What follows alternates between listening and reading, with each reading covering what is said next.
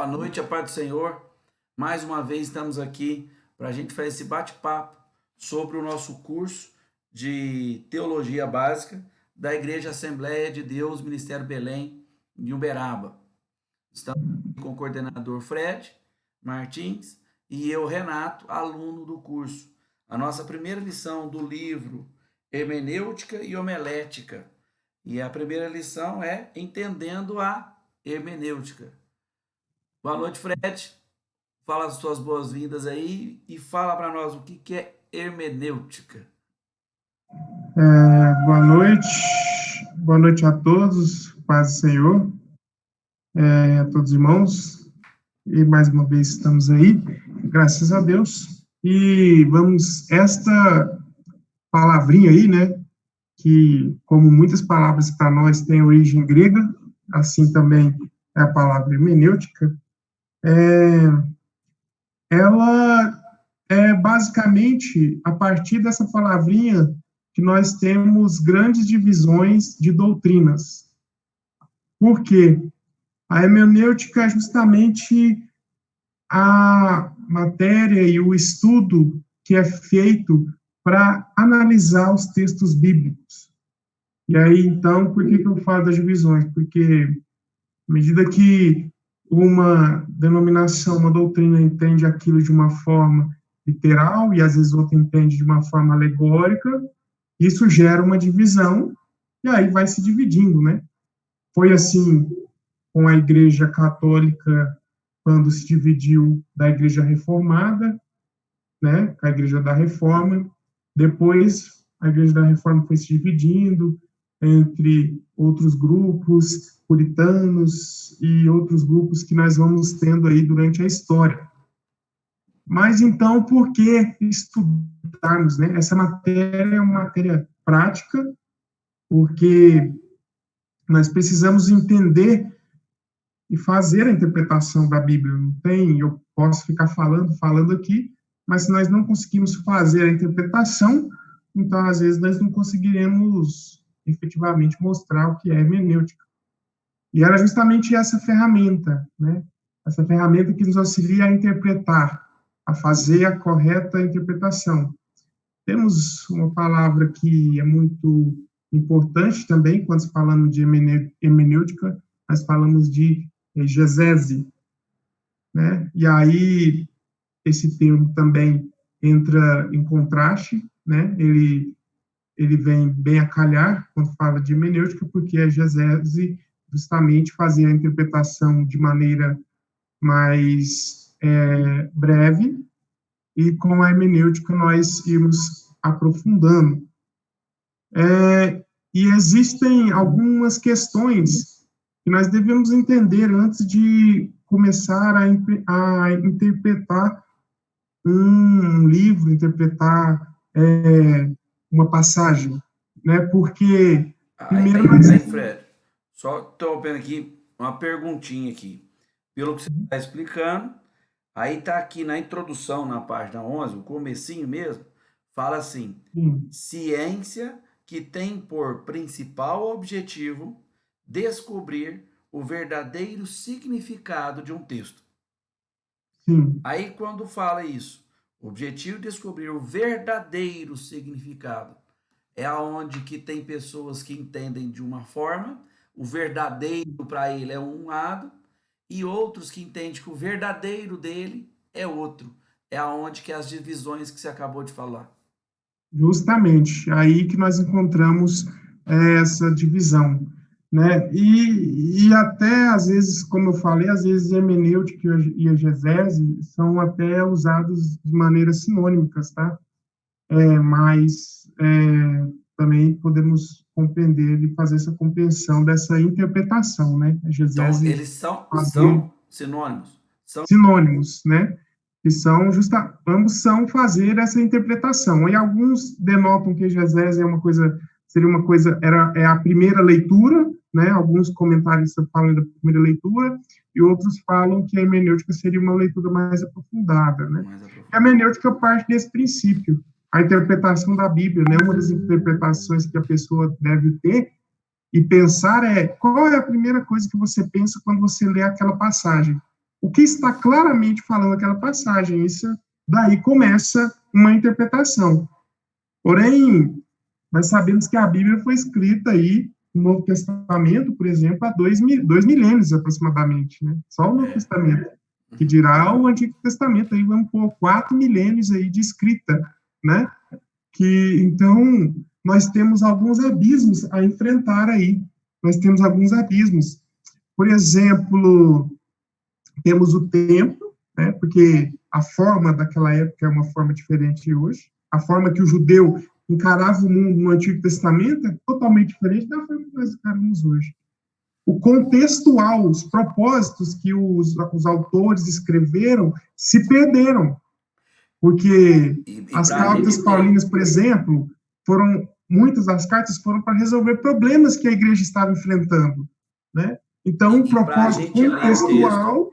Para a gente ler o texto, é interessante você entender o momento que aconteceu. Sim, o momento. Cultura, né? A cosmovisão daquela época já não é igual hoje, né? Expressões que a gente vê na Bíblia, a gente não vê hoje em dia. Temos a questão linguística, porque todas as línguas, né, possivelmente que foram escritas a Bíblia, possivelmente essas línguas hoje já não são faladas mais como era na época, assim como outras línguas. Todas as línguas sofrem modificações, assim também foi com o grego, hebraico, aramaico, né? Temos ainda a questão autoral, porque o que será que o autor quis dizer? Nós não sabemos, os autores já morreram. Porque a primeira coisa que nós temos, a primeira verdade que nós temos a interpretar a Bíblia é que ela tem 2 pontos. Ela é espiritual, mas ela também é humana. Ela é um livro divino, à medida que foi inspirada por Deus, mas ela é um livro humano à medida que Deus permitiu com que os autores escrevessem conforme a época, né? Então, esses 2 pontos são importantíssimos aí dentro da instrução da Bíblia, e é isso que a hermenêutica tenta trazer e tenta esclarecer para todos nós, justamente esses pontos, né? E, seguindo então, por exemplo, seguindo o seu raciocínio que você está falando, na página 14 fala conhecimentos úteis. Aí diz Deus, autor, Espírito Santo, consolador, inspirador, e Jesus Cristo, ensinador e redentor. Sim. Quer dizer que a Bíblia, ela é esse contexto aqui. Sim, esses 3 pilares aí seriam basicamente o que é necessário, né? E o interessante o que às vezes cai muito em uso, é de que as pessoas às vezes pensam que eu devo interpretar a Bíblia a partir de uma revelação aqui miraculosa que Deus vai me dar, né? E isso é uma grande questão que houve e existe durante as épocas, que é aquela interpretação deva ser alegórica ou deva ser literal, né? E aí, então, se for alegórico, então você fala, aí as pessoas levam para o lado de que, então eu não preciso estudar para eu saber a Bíblia, para eu saber interpretar a Bíblia, porque o Espírito Santo vai me dar a interpretação de forma concisa, quando na verdade, né, nós entendemos que as duas coisas devem andar em consonância. Não tem como você querer ser um entendedor da Bíblia e saber exatamente o que quis dizer aquele texto sem você ter o Espírito Santo te ajudando, te consolando, né, ajudando ali no estudo, porque você precisa fazer o estudo, porque você precisa conhecer você tem que ser levado à época, né, e tem passagens que não são aplicadas a nós e que, às vezes, as pessoas aplicam de maneira errada, né? Então, todas as formas literárias que existem na Bíblia, existem narrativas, existem parábolas, existem poesia, existem profecias, todas essas formas devem ser consideradas numa interpretação. Nós não podemos interpretar um salmo da mesma maneira que nós interpretamos uma narrativa do Antigo Testamento, da época dos reis, dos juízes. São textos diferentes, contextos diferentes, características literais diferentes. A hermenêutica é esse estudo. A hermenêutica está justamente nesse ponto. A hermenêutica é a gente ter a ferramenta, a ciência, para que consigamos interpretar de maneira corretamente a Bíblia, da maneira correta, né? E essa questão de interpretação desde o início da igreja, ela figura na história, porque quando começou a era apostólica, né, que foi quando todos os apóstolos morreram, ou seja, no início do século II, né, nós começou o período da era apostólica, que era o período dos pais da igreja, né, e nesse período nós temos aí duas grandes linhas que surgiram, que é a linha alexandrina e a linha antioquiana de interpretação, né?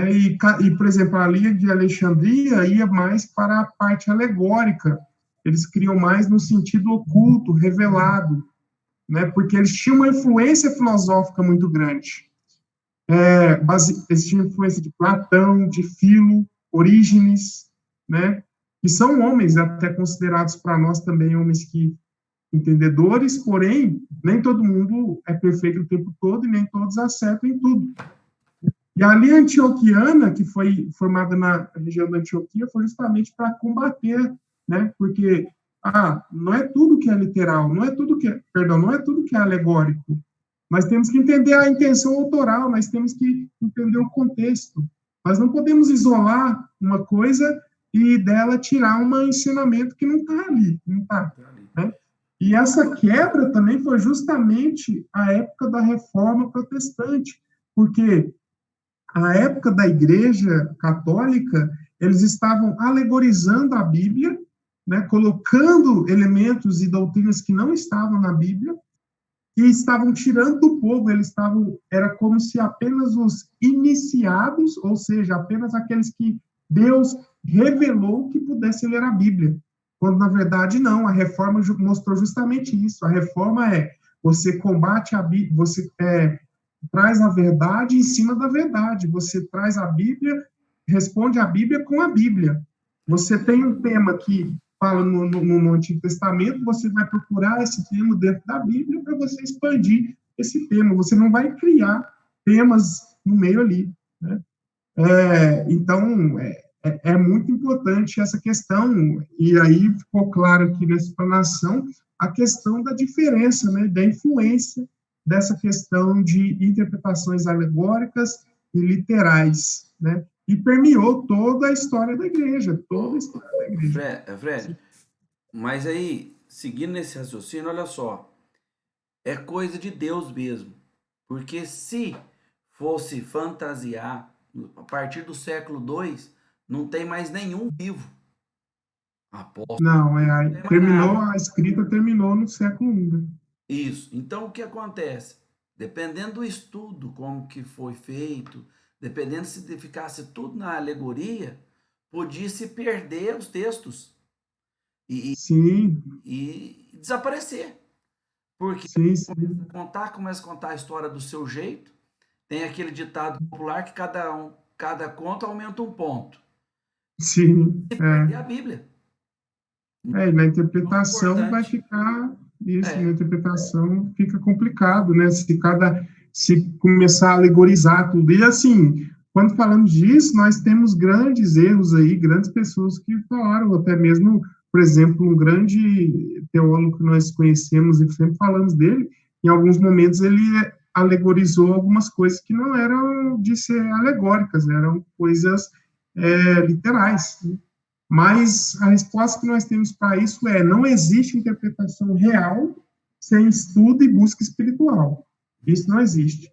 Interpretação real, né? Nós temos interpretações miraculantes, né? Mirabolantes. Ambos, essas duas coisas devem andar lado a lado. Então, Mas, Fred, o, olha sim, só, vamos entender o lado, nós como cristão. Quantos cientistas estudam a Bíblia, é, escritores, mas se ele não tiver o Espírito Santo, ele vai ter uma interpretação muitas vezes errada, que é sim, diferente da sim, nossa. Ele pode ter o estudo ali da palavra, entender o momento, o fato histórico, mas ele não vai ter uma visão espiritual. Ele vai estudar muito acontece é que muitos estudam a Bíblia como sendo apenas um livro histórico, ou que conta a história de um povo. Eles entram, existe uma prerrogativa que, ao estudar a Bíblia, você deve ter. Você deve crer que ela é a palavra de Deus. Porque se você não crer que ela é a palavra de Deus, você vai fatalmente errar nas suas interpretações. Porque ela não tem só histórias bonitas com finais felizes. Ela tem histórias dramáticas, às vezes até mesmo meio grotescas, né, de serem ditas e escritas. Você vai ver grandes líderes errando, grandes homens cometendo erros, assim, bem, até para os dias atuais, né, bem revoltantes, e então a Bíblia, ela é a palavra de Deus, que ela tem um propósito, que é revelar a Cristo, né, que é o Antigo Testamento, e Cristo trazendo a salvação, né. Então, isso deve andar, sempre ter em nossa mente, né. E outras coisas mais, falando das figuras, né, das figuras de linguagem, nós temos aí, pelo menos, compreendemos que a Bíblia ela tem aí 3 linguagens, né? Ela vai ter a linguagem literal, figurativa e simbólica. Então, vai ter partes na Bíblia que nós vamos ver simbologias, né, que aquilo representa alguma coisa, como, por exemplo, o tabernáculo, que vai representar a igreja, vai representar Cristo, né? Que viria a ser a nossa oferta, né? Que extirparia todo o pecado. Nós temos coisas literais, né? Literais, como passagens narrativas. Narrativas são literais, né? Ou seja, fatos históricos são literais. Conta certinho a história. Como o povo saiu do Egito, é coisa literal. Temos coisas alegóricas, quando Jesus, por exemplo, usa parábolas, está usando de alegorias ali, né? E vamos ter outras alegorias no meio da Bíblia, em todas as partes, né?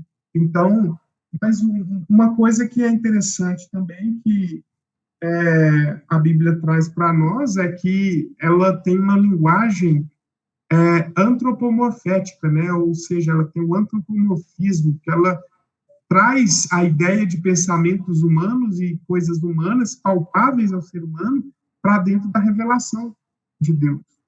Porque nós vamos ver, por exemplo, que Deus, tem olhos, tem um grande exemplo disso, ou talvez até melhor disso, por exemplo, falando que Deus se arrepende, ou então quando fala que Deus, seus olhos é como de fogo, ou então fala, por exemplo, que a cidade santa é como ruas de ouro, de cristal, né?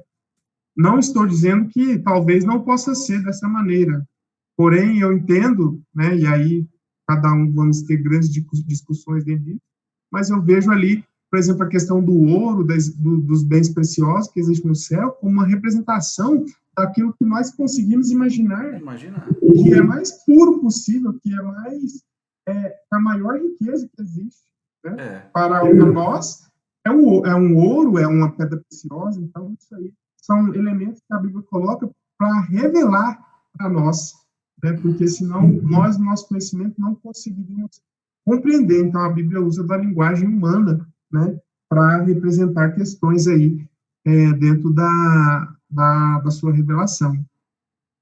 E figuras do texto também, entra também essa parte aqui da metáfora, símile, metonímia, são formas, jeitos de escrever para também passar essa ideia, para facilitar a compreensão, né?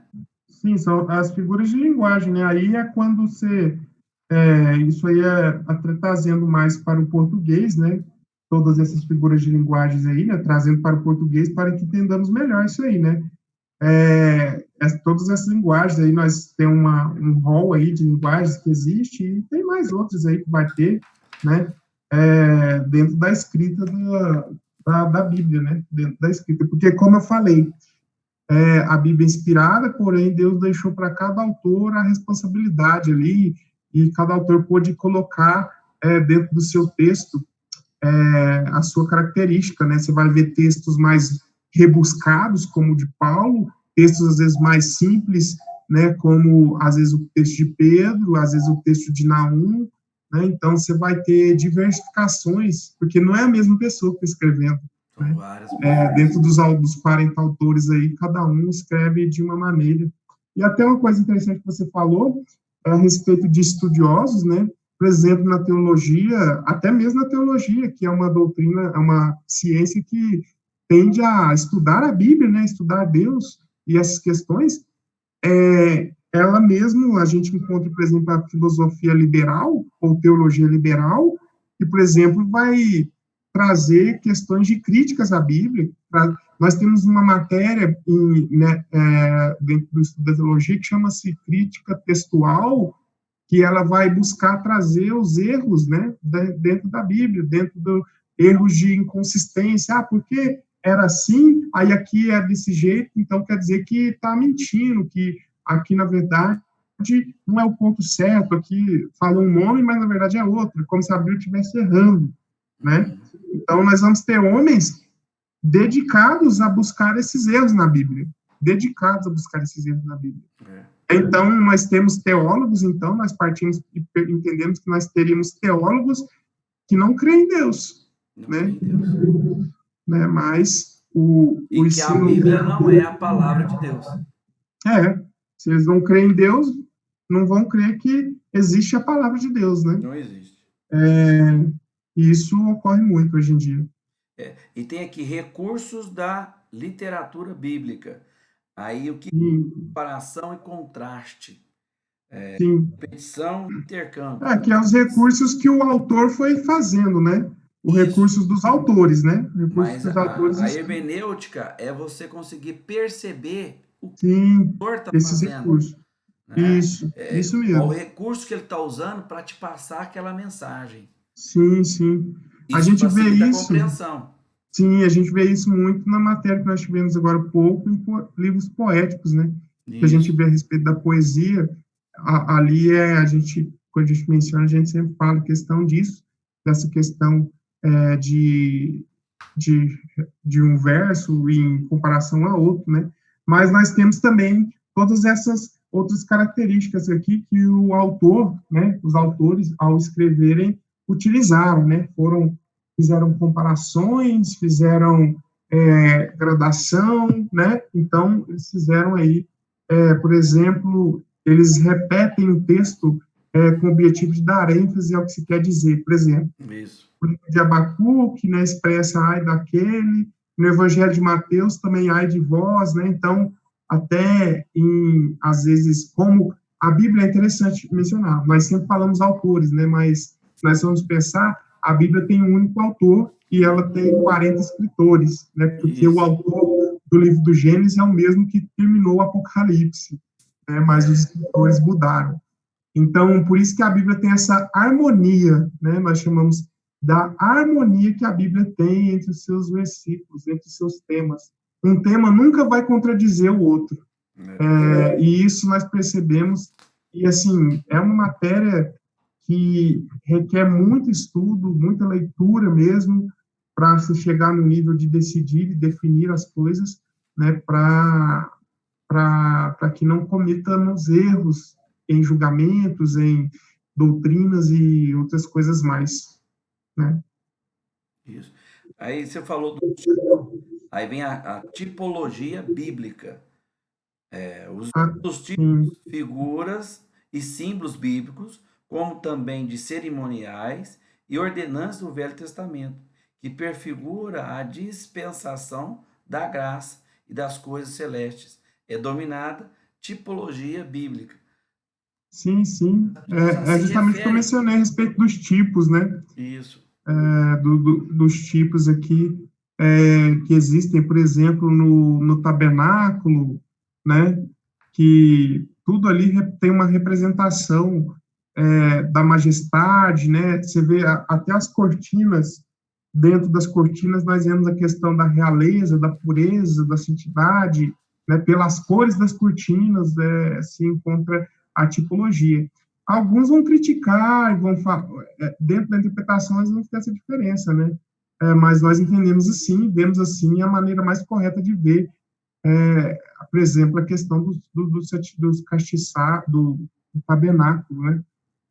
E temos outras tipologias também aí, dentro dessa visão, né? Dentro dessa visão dentro da nossa visão teológica, né? Temos aqui, nós entendemos que, por exemplo, aceite como tipo o que é como tal é aceito no Novo Testamento. Recorde-se que o tipo é inferior ao seu correspondente real, né? E aqui algumas recomendações aqui. Tipos são, na verdade, lições concretas de Deus. Ele introduziu de uma forma para predizer as coisas do Novo Testamento, né? Então, aí nós temos tipos pessoais, né? Tipos de pessoas. Por exemplo, Adão é o homem que trouxe o pecado, então ele representa o homem do pecado, né? Abel representa também, Abraão representa aquele que foi justificado, né? Então, todos esses são tipos, né? Que aí a Bíblia traz, e depois ela explica em algum tempo, em algum momento da história, ela vem explicando aí todos esses tipos que existiram, né? Aí temos tipos de coisas, né? As ofertas, o altar, o tabernáculo é todo tipológico, né? Todas as questões de ofertas, de sacrifícios, são todas tipologicamente explícitas aí dentro da nossa interpretação. Fred, a gente estudando a hermenêutica, vendo desse jeito, você consegue perceber que não é apenas você decorar, por exemplo, o tabernáculo, como você disse, onde que fica cada coisa. Não, cada parte do tabernáculo tem um sentido. Então, o sentido de ser, né? Que você vai ver no Antigo Testamento, depois você vai ver no Novo Testamento, tudo ali, esse tipo que clareia a mente quando você lê, você estuda o que você está olhando na Bíblia. Esse que eu te da hermenêutica. Sim, sim, e assim, a hermenêutica, isso aí também nós vamos ter o auxílio de grandes pensadores que passaram épocas e épocas estudando isso também, né? Porque com a interpretação mais próxima possível da literal, do sentido da escrita real, né? Esses pensadores, então, começam a expor esses pensamentos, né? Essas questões de tipos, do que aquilo significa, do que aquilo representa, né? Justamente dentro dessa visão aí. E a Bíblia, normalmente, ela não dá uma revelação de algo, de alguma doutrina, ela não dá de forma total, de uma vez, né? Ela explica em um período, depois ela vem contando em outro, vem até que conclui, né? Então, a Bíblia tem essa característica também. Então, tem que ser analisada de uma forma geral. Nós temos, por exemplo, o estudo mais aceitado, né, dentro todas as doutrinas mais corretas que existem, é o estudo histórico-gramatical, ou seja, nós precisamos saber a gramática e também a história. Não podemos isolar um versículo e, em cima dele, criar ali um bicho de sete cabeças aí, né, e cair em erros aí que muitos caíram e vão caindo aí durante épocas e épocas, né? E o problema das traduções? Oi, perdão, As traduções. Sim. Pode acabar A tradução é o maior problema. Isso aí é um dos maiores problemas que tem. Porque quando nós começamos, a gente começa do princípio, né? Porque quando começa a falar de tradução, a gente começa da primeira tradução, porque antes o Antigo Testamento, mas isso aí nós vamos ver com mais tempo na matéria de bibliologia. Mas eu só vou falar que a questão da tradução também, às vezes a pessoa tem às vezes a língua não tem correspondente exato na outra língua. Então, e também, às vezes, uma palavra pode significar N coisas, então o tradutor tem que colocar ali. Mas só um mito aí que existe, para contar, né, para vocês aí, é que quando se foi reunir os 72 anciãos ali para fazer a Bíblia grega, né, a Septuaginta, que foram aí 6 anciãos de cada tribo, diz a história que eles se reuniram em Alexandria, a pedido do imperador, na época, se reuniram e lá eles, cada um foi colocado em um quarto e cada um produziu a seu manuscrito da Bíblia, do hebraico e aramaico para o grego, né, do Antigo Testamento. E aí, nisso, o que conta é que todos traduziram e não houve erro em nenhum, todos estavam concordantes, os 72, e agora até eu não me lembro em qual tempo que foi, mas foi num tempo recorde aí, que eles fizeram essa tradução para o grego, né? Então, existe esse mito, essa história, meio, às vezes, não sei quão mitológica mas se conta dessa maneira, né? Justamente a questão dessa tradução, né? E aí nós temos aí várias outras questões de tradução que vemos melhor quando nós falamos de bibliologia, né? Mas a questão da tradução, ela interfere nessa ciência desse estudo que é a hermenêutica. Sim, sim. Tem que porque você tem que ter uma tradução, uma versão confiável, né? Porque alguns, às vezes, colocam uma tradução meio que querendo induzir, né, de forma indutiva a pessoa. Aí, então, assim,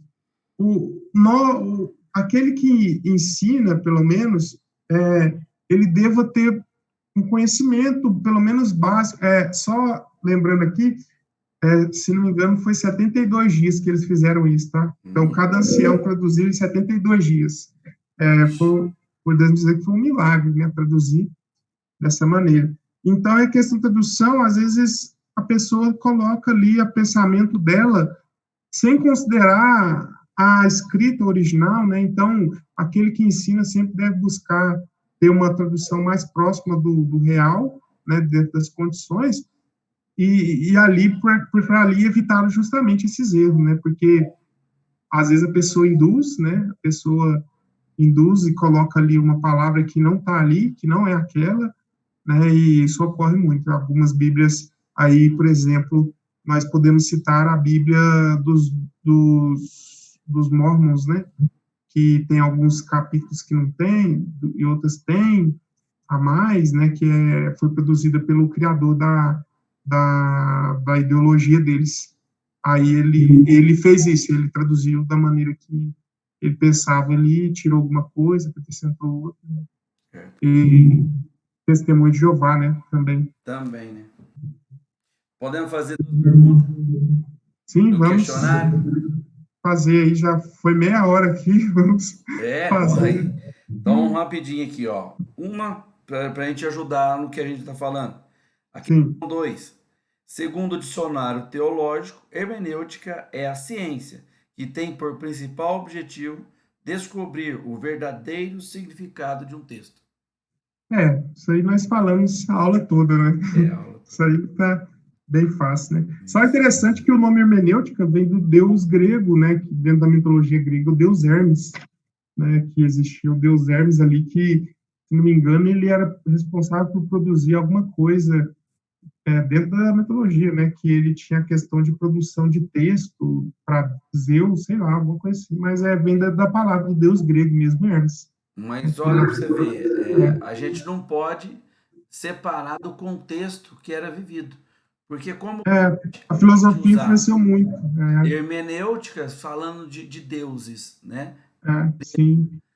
Mas o contexto daquele momento, daquela hora, sim. Convivia com deuses. Ali era Platão, Aristóteles, Sócrates, estava assim, já um discípulo do outro, né? Então ali foi a grande questão da filosofia grega, dessa questão aí. E a hermenêutica até ela não, nós temos a hermenêutica bíblica, mas também muitos aplicam para outras áreas também. Assim como a outra matéria, a homilética também, que nós vamos ver, ela é aplicada também nas áreas do direito e outras mais. A outra questão. Um tipo nem sempre é uma semelhança divinamente ordenada, pela qual pessoas, objetos, eventos celestiais são demonstrados pelo terrestre. Isso aí nós também comentamos a respeito disso aí, da questão essa aí está errada, né, no caso, É, que nem sempre são, na verdade, eles normalmente tendem a ser aí uma ordenança de Deus, né, porque nós partimos do pressuposto da questão do autor, né, daquele que fez a Bíblia, né, que é o Espírito Santo, que como autor, né, então ele sabia o futuro, né, então por isso os símbolos têm essa característica. tá certo. Fred, agradeço. Sim. Alguma coisa que você queira falar aí para a gente encerrar. E aí a gente para aqui. A gente avançou um tempinho até bom, né? Mas a conversa É, é boa. sim, não, maravilha, eu agradeço também a todos aí que vão ver, todos que estão estudando, continue firme nos estudos, né, e vamos juntos conseguir aí interpretar aí da melhor maneira, né, Isso aí. amém, Senhor. pode ser.